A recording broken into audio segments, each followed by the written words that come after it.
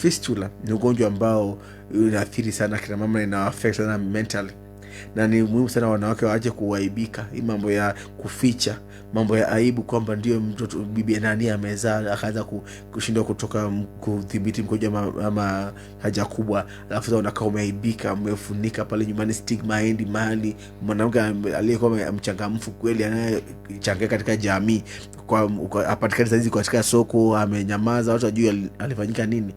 Kama kuna mtu kama huyo, mwacheni kumficha, tokeni waziwazi, endeni hospitali, mtapata usaidizi. Mambo ya waganga mitishamba, mambo ya watu kuombewa, hapana.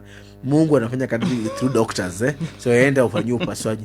Na cha muhimu ni kwamba pia let us ensure kwamba wasichana wetu watoto wetu wamepata sexual education vizuri. Kama wewe ni mama, shangazi, ungeni wasichana wako wadogo, waambie kwamba ndio unaanza kubalehe, ndio unaona hedhi, unaweza pata mimba. Na ni muhimu sana kwamba kama uko na boyfriend mngoje mpaka kuwe wazima, na kama mwezi ngoja mtumie family planning.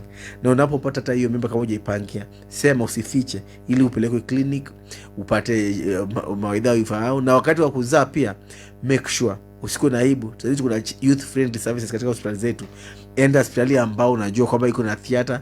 Unapopata tabu yoyote wakati wa uzazi utapata kusaidika. Usiogope kwamba labda wewe mtoto wa shule ulipata mimba, sasa unaogopa kwamba uwezi ukazaa hospitali utachekwa. Hapana, enda usaidike.